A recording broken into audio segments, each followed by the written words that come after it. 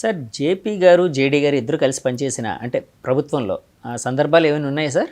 నేను మహారాష్ట్రలో పనిచేశాను. అవును. తర్వాత నా కూడా క్యాడర్ ఇక్కడికి మహారాష్ట్ర. వచ్చారు కదా నేను సార్? ఇక్కడికి వచ్చాను. ఆ పాటికి జేపీ గారు తను వాలంటరీ రిటైర్మెంట్ తీసుకొని వారు లోక్సత్తా సంస్థ, ఆ తర్వాత దాన్ని పొలిటికల్ సంస్థగా మార్చి వారు చేసింది. నేను ఇక్కడికి వచ్చినప్పుడు అంతకుముందు కూడా వారి గురించి వినేవాడిని.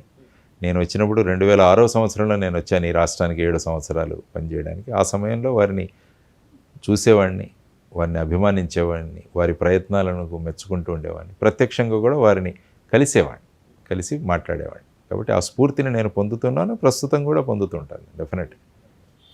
సార్ ఇప్పుడు చిన్న పార్టీలు సస్టైన్ అవ్వడం అనేది అంటే ముఖ్యంగా వర్గ రాజకీయాలు, లేకపోతే కుల రాజకీయాలు, మత రాజకీయాలు ఇలాంటివన్నీ ఆ విధంగా ఉంటే పార్టీలు సస్టైన్ అంటే ఆ బలం ఉంటే అంటే నా ఉద్దేశం అన్నీ అలా ఉన్నాయని కాదు, బలం ఉండడం వల్ల సస్టైన్ అవుతున్నాయి.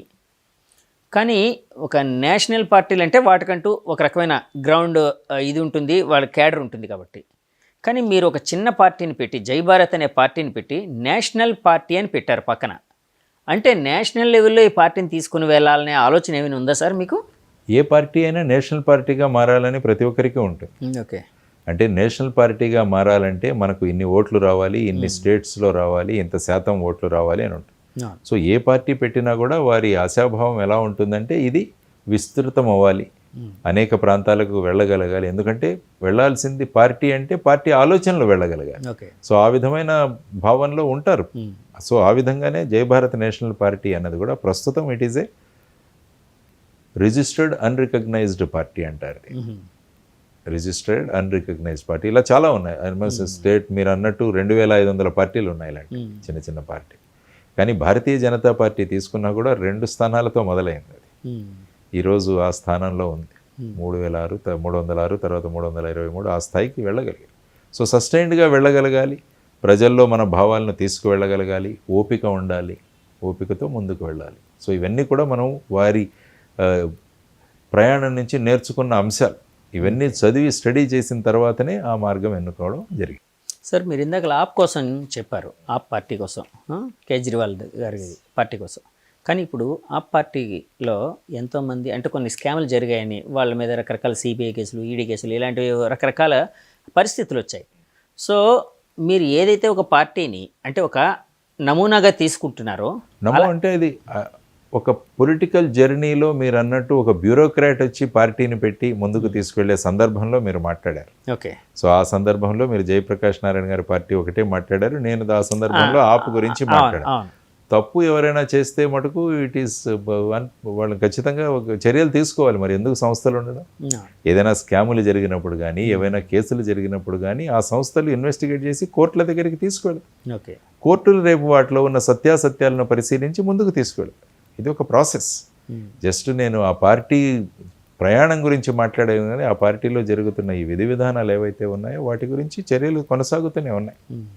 సార్ మీరు ఇందాక అంటే నేను ఏ కంటెస్ట్లో అడిగానంటే సార్, యాక్చువల్గా ఆప్ అనే పార్టీ ఒక మంచి భావనతో స్టార్ట్ అయిన పార్టీగా ఒక ఇమేజ్ సంపాదించుకుంది. కానీ కొంతకాలానికి అందులో ఉండే మినిస్టర్లు కావచ్చు, లేకపోతే డిప్యూటీ సీఎం కావచ్చు, ఇలాంటి వాళ్ళందరి మీద రకరకాల కేసులు అనేవి జరిగాయి. అందులో నిజం ఎంతో అంటే వాళ్ళు నిజంగా ఆ స్కామ్లో ఉన్నారా, లేకపోతే అక్కడ అవినీతి జరిగిందా లేదా అనేది మనకైతే తెలియదు, నడుస్తుంది. అంటే కొంతకాలానికి ఎంత గొప్ప పార్టీ అయినా అలాంటి పరిస్థితికి లోనయ్యే అవకాశం ఉంది కదా. నాయకుడు ఒకటే కరెక్ట్గా ఉంటే సరిపోదు, క్రింద కేడర్ కూడా కరెక్ట్గా అదే భావాలతో అదే గొప్ప సమాజానికి ఏదో చేయాలని తపంతో ఉండాలి కదా అని అంటున్నాను. కానీ మనుషుల్ని బట్టి మారుతూ ఉంటారు కదా.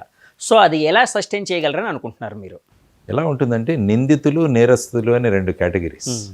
నిందితులు అంటే నిందలు ఆపాదించబడ్డాయి వాటి మీద, అవి గనక కోర్టులో ప్రూవ్ అవుతే వాళ్ళు నేరస్తులుగా మారుతారు. నేరస్తులు ఎలక్షన్లో కంటెస్ట్ చేయడానికి 6 సంవత్సరాల బ్యాన్ ఉంది. దాన్ని లైఫ్ లాంగ్ చేయాలన్నది కూడా ఒక పబ్లిక్ ఇంట్రెస్ట్ లిటిగేషన్ అన్నారు. కాబట్టి ప్రస్తుతం ఆమ్ ఆద్మీ పార్టీ మీద నిందల గురించి ఇన్వెస్టిగేషన్ జరుగుతోంది. ఆ తర్వాత ఛార్జ్షీట్లు వేయబడతాయి, ఆ తర్వాత కోర్టుకు వెళుతుంది. కోర్టులు సాక్ష్యాధారాలు పరిశీలించి ఈ నిందలు వేయబడిన నిందితులు నిజంగా నేరం చేశారా అని కనుక వాళ్ళు నిర్ణయిస్తే వాళ్ళు నేరస్తులుగా మారుతారు. ఆ నేరస్తులు మళ్ళా పై కోర్టుకు వెళ్ళి, ఆ పై కోర్టుకు వెళ్ళి సుప్రీంకోర్టు వరకు వెళ్ళేదానికి కూడా మన ఇది ఉంటుంది. కాబట్టి ప్రస్తుతం వాళ్ళ మీద నిందలు ఉన్నాయి, వాటి గురించి జరుగుతుంది. వాళ్ళని ఇంకా నేరస్తులుగా కోర్టులు నిర్ణయించలేదు ఇంకా. సో ఆ ప్రాసెస్లో ఉన్నారు. కాబట్టి ముందు ఏం జరుగుతుందో చూద్దాం. నేననేది నేరస్తులని అంటలేదు సార్. అంటే అంటే అలాంటి పరిస్థితులు ఒకవేళ అందులో అటువంటి పరిస్థితులు డెవలప్ అయితే మటుకు లీడర్ ఖచ్చితంగా చర్యలు తీసుకోవాలి. అటువంటి విషయాలు జరగకుండా చూడాల్సిన బాధ్యత నాయకుడి మీద ఉంది. ఈవెన్ చిన్న డిపార్ట్మెంట్లో కూడా ఉంటుంది. ఒక చిన్న డిపార్ట్మెంట్లో కూడా అవినీతి జరగకూడదనే ఇన్ని నియమాలు ఉన్నాయి, ఇన్ని చట్టాలు కూడా ఉన్నాయి. కాబట్టి అవినీతికి ఎక్కడా కూడా జీరో టాలరెన్స్ ఉండాలి. Okay, there should be zero tolerance to corruption. ఎందుకంటే పాలు విరగొట్టడానికి ఒక చిన్న ఉప్పు కలిపి కూడా సరిపోతుంది అంటారు కదా సార్. అలాగే మీరు ఎంత గొప్ప ఇమేజ్ సంపాదించుకున్నా ఆ క్రింద క్యాడర్లో కానీ లేకపోతే ఇంకా కింద నాయకత్వంలో కానీ ఎవరైనా ఒక చిన్న తప్పుడు పని చేసినా కూడా మొత్తం పార్టీకే వస్తుంది, తర్వాత ఇది అవుతుంది. అది చాలా కేర్ఫుల్గా ఉండాలి. సో అలాంటివి అన్నీ తీసుకుంటున్నారా సార్?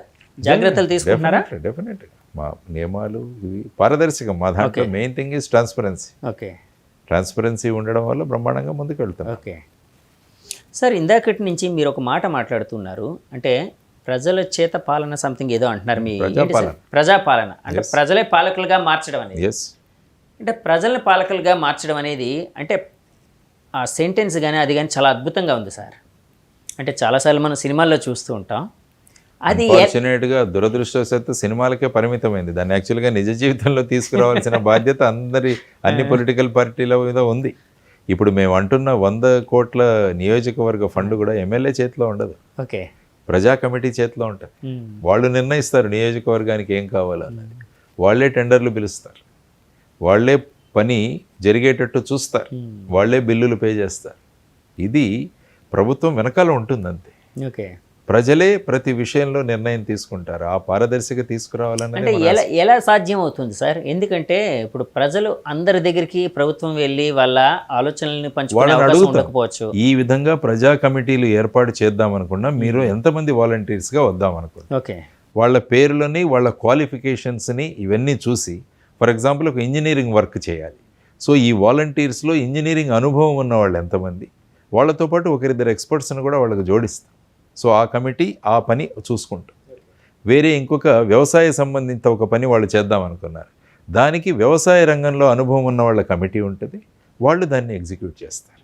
సో ఆ విధంగా చేస్తే మన అమెరికాలో కూడా జ్యూరీ సిస్టమ్ అని ఉంది. ఏదైనా పెద్ద పెద్ద కేసులు విచారించాల్సి వస్తే అది కేవలం న్యాయాధీశులే విచారించాలి. పబ్లిక్ నుంచి కూడా చాలామందిని తీసుకుంటారు, వాళ్ళందరూ కూడా న్యాయాధీశులుగా కూర్చుంటారు, వాళ్ళ అభిప్రాయాలను వ్యక్తం చేస్తారు. ఈ అభిప్రాయాలను అన్నింటినీ సంకరించి ఫైనల్గా ఆ వ్యక్తి తప్పు చేశాడా లేదా అన్నది జ్యూరీ సిస్టమ్ నిర్ణయిస్తుంది. ఇక్కడ కూడా అంతే, అభివృద్ధి కార్యక్రమాలను ఈ విధమైన ప్రజా కమిటీలతో చేయించాలన్నది అభిప్రాయం. సార్, అతిపెద్ద జనాభా అతిపెద్ద ప్రజాస్వామ్యం ఉన్న మన దేశంలో అలాంటివి సాధ్యమయ్యే అవకాశం ఉందని మీరు భావిస్తున్నారా సార్? డెఫినెట్గా మొదలు పెట్టాలి. ఎక్కడైనా మార్పు ఎక్కడో చోట మొదలు పెట్టాలి. మనం ఏమిటంటే చాలా భూతాలను సృష్టించుకుంటాం. ఇది సాధ్యం కాదు, సాధ్యం కాదు, సాధ్యం కాదు అనుకుంటూ పోతే సేమ్ సిస్టమ్ కంటిన్యూ అవుతుంది. ఓకే, మరి ఎందుకు కొత్త ఆలోచనలు రావట్లేదు? ధైర్యం ఎందుకు చేయట్లేదు? పారదర్శకత ఎప్పుడైతే ఉంటుందో, అవినీతి చేయాలన్న సంకల్పం లేకుండా ఉంటుందో ఇటువంటి ఆలోచనలు వస్తాయి. లేకుంటే డబ్బులు ఎలా సైఫైన్ చేయాలి, ఏ విధంగా ఆ ప్రాజెక్టులోంచి మనం 10% కొట్టేయాలి, ఈ విధమైన భావాలు ఉంటే అవి ఏసీ రూములకే పరిమితం అవుతాయి. దీన్ని ఏసీ రూములకు కాదు, పబ్లిక్ రోడ్డు మీద ఈ నిర్ణయాలు జరగాలన్నది మా సంకల్పం. మార్పు తీసుకురావాలి, అందుకు కొత్త ఆలోచనలు తీసుకురావాలి. ఎప్పుడైతే కొత్త ఆలోచనలు వస్తాయో అప్పుడే మార్పులు వస్తాయి. లేకుంటే పాత ఆలోచనలే, ఎవరికి ఇంట్రెస్ట్ ఉండదు. ఇదే ఏ ప్రభుత్వమైనా ఇంతే అన్న భావనలోకి వచ్చేసారు. దాన్ని మార్చాలి. సార్, ప్రజల్లో అంటే సొసైటీలో అంటే ప్రజలందరినీ ఒకే ఘాటును కట్టట్లేదు, కానీ చాలామందిలో వ్యక్తి స్వార్థం అనేది ఈ మధ్య పెరిగిపోయింది. ఈవెన్ అంటే నేను ఇలా ఉండాలి, నేను ఇలా వ్యక్తిగత స్వార్థం అనేది పెరిగిపోయిన ఇలాంటి పరిస్థితుల్లో ఈ మార్పుని ఎలా తీసుకుని వచ్చే ప్రణాళిక చేస్తున్నారు? ఇలాంటి దాన్ని ఎలా సస్టైన్ చేద్దాం అనుకుంటున్నారు? మనం బేసిక్గా చేంజ్ తీసుకురావాల్సింది విద్యా విధానంలో మార్పు తీసుకురావాలి. ప్రస్తుత విద్యా విధానం చూసుకుంటే మనిషిని స్వార్థపరుడిగా తయారు చేస్తుంది. నేను, నా సబ్జెక్టు, నా మార్కులు, నా ర్యాంకులు, నా గ్రేడ్లు, ఇప్పుడు కూడా నేను, నాది, నా ఈ విధంగా జరుగుతుంది. కాబట్టి మేము సూచించిన విద్యా విధానంలో ఏముంటుందంటే వీటి మీద ఎక్కువ ఇంపార్టెన్స్ ఉండదు. ఒక వ్యక్తి యొక్క అభివృద్ధి మీద ఇంపార్టెన్స్ ఉంటుంది. ఆ వ్యక్తి సమాజాన్ని ఎలా చూస్తాడన్న దాని మీద విద్యా విధానం బేరీజు వేసుకుంటాం. అందుకనే 6వ తరగతి నుంచే మిలిటరీ ప్రశిక్షణ, సైనిక శిక్షణ మొదలు పెడతామని చెప్పాం మా విద్యా విధానాల్లో. అంటే దేశం పట్ల అభిమానం, వ్యక్తిలో క్రమశిక్షణ, సమాజం గురించి చూసే దృష్టికోణం, ఇవన్నీ కూడా మార్పు చెందాలి. అందుకనే ఇంటర్మీడియట్ ఫస్ట్ ఇయర్ నుంచి ప్రతి ఒక్కరూ కూడా ఎన్ఎస్ఎస్ కార్యక్రమాల్లో పాల్గొనాలి, సమాజ సేవలో వెళ్ళాలి. ఈ రెండు చేసిన తర్వాత వచ్చిన వ్యక్తి స్వార్థపరుడు కాలేడు, సమాజం పట్ల అభిమానం ఉన్న వ్యక్తిగా వస్తాడు. మీరు అన్నట్టు ఆ స్వార్థపరత్వం ఏదైతే ఉందో అది బీజం స్థాయిలోనే చిన్న మొక్కగా ఉన్నప్పుడే కనుక మార్చగలిగితే, పెద్ద మొక్కలు వృక్షాలైన తర్వాత వాటిని మార్చడం చాలా కష్టం. వాటిని సమూలంగా తీసివేయడం తప్ప ఇంకా వేరే సొల్యూషన్ ఉండదు. చిన్నతనంలోనే ఈ విధమైన మార్పులు మనం తీసుకురాగలిగామంటే చూడండి ఏ విధంగా మార్పులు చెందుతాయి. సో మీరు ఆ విద్యా విధానం ద్వారా విద్యార్థులను కాదు వ్యక్తులను తయారు చేయాలి, తయారు చేస్తా. తర్వాత యంగ్ లీడర్షిప్ కూడా తయారు చేస్తాం. ఇప్పుడు ఎక్కడా స్కూల్స్లో కాలేజీలో ఎన్నికలు లేవు. అవునండి. విద్యార్థి జీవితంలో నాయకత్వం లేదు, అందుకనే ఆ వ్యక్తి స్వార్థపరుడుగా మారిపోతున్నాడు. గేమ్స్ లేవు, స్పోర్ట్స్ లేవు, దానివల్ల వ్యక్తిగతంగా స్వార్థపరుడుగా మారిపోతున్నాడు. అదే ఆటలు ఆడే వ్యక్తులను చూడండి, వాళ్ళు ఎంత బ్రాడ్ మైండెడ్గా ఉంటారో. ఎందుకంటే సమూహంలో ఎప్పుడైతే మనం ఆడతామో మనం కూడా సమూహం గురించి ఆలోచిస్తాం. సో ఆ విధంగా అందుకనే ఒలింపిక్ స్థాయి ప్రతి డిస్ట్రిక్ట్లో పెడతామని చెప్పాం. సో ఈ విధంగా let us go to the basics. మూలాలకు వెళితే ఖచ్చితంగా మార్పులు మనం తీసుకెళ్ళగలం. ఏదైనా చెట్టు బాగవ్వాలంటే ముందు రూట్స్లో కనుక మీరు మార్పులు తీసుకురాగలిగితే, మూలాల్లో మార్పులు తీసుకురాగలిగితే చెట్టు బ్రహ్మాండంగా పెరిగి అది ఒక నీడనిస్తుంది ప్రజలకు. సో ఆ విధంగా ముందుకు తీసుకెళ్ళాలన్నది సంకల్పన. సార్ అలాగే ఇందులోని మద్యపానం మీద ఒకటి చూశానండి, ప్రజలు కోరుకుంటే నిషేధం విధిస్తాం. ప్రజలు కోరుకుంటున్నారు, మహిళలు ఓకే, మద్యపానం మహిళల చేతిలో, వాళ్ళు వద్దంటే వద్దు అన్నది పెట్టాము. అంటే గ్రామ సభలు నిర్ణయిస్తాయి. ఓకే, గ్రామ సభల్లో 50% మంది ఆడవాళ్ళు అటెండ్ అయినప్పుడు వాళ్ళు చెబుతారు, మా గ్రామాల్లో మాకు మద్యం షాపులు వద్దు. ఎస్, మద్యం షాపులు క్లోజ్. అందువల్ల ఎందుకంటే ఇంటిని నడిపే బాధ్యత మహిళది. ఆ మహిళ, ఆ అమ్మ ఎంత కష్టపడుతుందో మనందరికీ తెలుసు. పిల్లలకు వండాలి, అన్నం పెట్టాలి, ఇంటిని పోషించాలి, ఇవన్నీ కూడా చాలా కష్టతరమైన విషయాలు. ఆవిడ ఏమనుకుంటుంది, కష్టపడి సంపాదించే డబ్బులు అవి మొత్తం ఇంటికి వస్తే మన ఇంటి స్థితి బాగుపడుతుంది అనుకుంటే, ఆ మధ్యలో వెళ్ళిపోతే, ఆ మధ్యలోనే మద్యానికి డబ్బులు వెళ్ళిపోతే ఏమవుతుంది? ఆ అమ్మ ఎలా నడుపుతుంది? ఆ అమ్మ మనసులో ఉన్న భావాలే ఇవి. ఆడవాళ్ళు సూచించినది ఇది, సార్ ఇది తీసుకురండి,